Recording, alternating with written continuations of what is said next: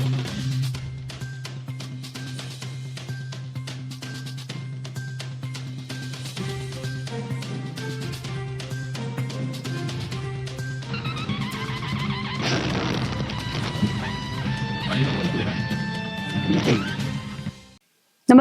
आपण पाहता हिरकणी न्यूज.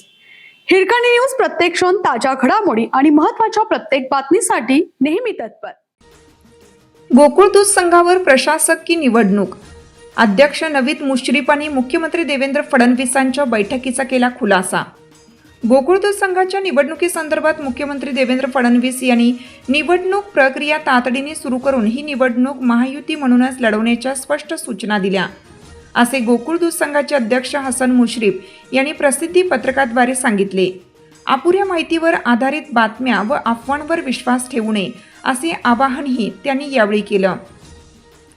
मुश्रीफ यांनी दिलेल्या माहितीनुसार मंगळवारी दिनांक 28 रोजी रात्री मुंबईतील वर्षा या निवासस्थानी मुख्यमंत्री फडणवीस यांच्या उपस्थितीत महायुतीतील प्रमुख नेत्यांची सुमारे तास ते दीड तास बैठक झाली. या बैठकीला उच्च व तंत्र शिक्षण मंत्री चंद्रकांत पाटील, आरोग्यमंत्री व कोल्हापूर जिल्ह्याचे पालकमंत्री प्रकाश आंबेडकर, खासदार धनंजय महाडिक, आमदार राजेश क्षीरसागर, विनय कोरे, राजेंद्र पाटील यड्रावकर, चंद्रदीप नरके, शिवाजीराव पाटील, संचालिका शौमिका महाडिक तसेच युवा नेते समित कदम यासह अनेक मान्यवर उपस्थित होते. या बैठकीत गोकुळ निवडणुकीसंदर्भातील नव्या कायद्यांवर सविस्तर चर्चा झाली. त्यानंतर मुख्यमंत्री फडणवीस यांनी निवडणूक तातडीने जाहीर करण्याचा निर्णय घेत असल्याचे सांगितले.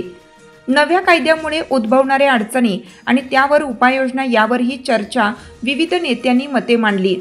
बुधवारी दिनांक 29 रोजी कायदे सल्लागारांची बैठक घेऊन या सर्व मुद्द्यांवर तोडगा काढला जाईल, असंही त्यांनी स्पष्ट केलं. दरम्यान महायुती म्हणूनच ही निवडणूक लढवावी असा स्पष्ट आदेश मुख्यमंत्री फडणवीस यांनी बैठकीत दिल्याचे मुश्रीफ यांनी नमूद केलं. अपुऱ्या माहितीच्या आधारे प्रसिद्ध होणाऱ्या बातम्या व अफवांवर विश्वास ठेवू नका, असे आवाहन करत मुश्रीफ म्हणाले की येत्या 4 मे 2026 रोजी या संदर्भात संपूर्ण परिस्थिती स्पष्ट होईल. त्यामुळे कोणत्याही प्रकारचे गैरसमज करून घेण्याचे कारण नसल्याचे त्यांनी स्पष्ट केलं आहे.